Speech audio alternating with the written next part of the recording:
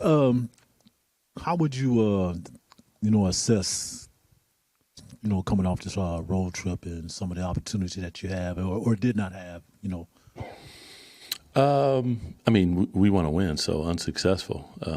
Being in the game isn't good enough. I mean, we're making steps in the right direction in many areas, but it's still, we had a team that we came back on, and those games are difficult when you're down a bunch and you fight your way back. And to keep it and get over the hump is difficult. But where we want to go, we're taking steps, but it ain't there yet.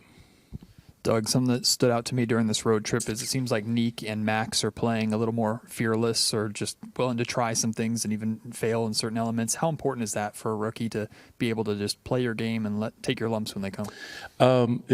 There's complex because, just being a rookie and going out and playing is one thing, but being a rookie and trusting that we're going to live through your, ups and downs and all of that is totally something different. And then to be confident enough to go out and trust that, I'm going to actually try what they're telling me to do, and do it with force and aggression and purpose. And, even with Max, you hear him talking in the summer league, but we were like, okay, well, he do that when we get to the regular season, when vets are around, when it might be a little embarrassing, when, all those different things. But no, that's a growth area of his game that he owns. Whether what's come out of his mouth is right or wrong, he's going to say it. So that's good. Yeah. Doug, we're 4 days away from the first official trade area. How is your team holding up with that? Have you had conversations with them just about all the noise that's been surrounding this group? No. I mean, obviously, I think everyone knows that. But, if you're new to the league, that's totally different. But the point is, like, these guys are veterans. They've been around the league a long time. They understand that during these times it gets bumpy because sometimes there's no conversation in it and it happens. So just because there's conversation doesn't mean anything. So,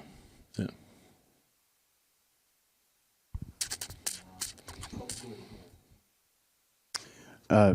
Doug, no Zach tonight.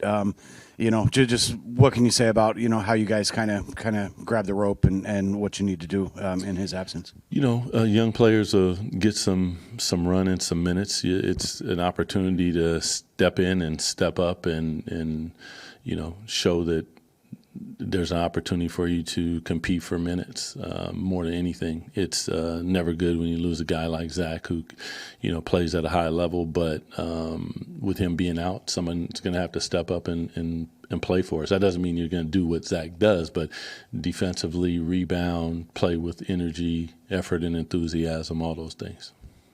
Hey, Doug, a lot of times we talk about physicality. And that could mean different things to different people. How do you, I guess, convey the level that you want from the guys? Part of it, even having a conversation with Neek today about that exact thing, I want him to lean on the side of physicality, like go ahead and get a foul. You know what I mean? Like, we'll live with that because you have to find that process, hands-on people, making sure that you're grabbing, holding, and controlling in screens. It's the same thing that when we're like, oh, ref, he's grabbing me. Okay, well, knock his hands off or make sure that you do that on the other end because it can go both ways. So there's a level of physicality that we want to have in the paint, in screens. When we leave somebody and they pass the basketball, there's a level of physicality that you leave them with. But those are all growth areas that we have to improve in because those aren't things that you do naturally. Those are things that you have to be taught, and then you have to rep it out. And then to even take it a step further, you have to be comfortable with the consequences of what that entails. Yeah. Appreciate y'all.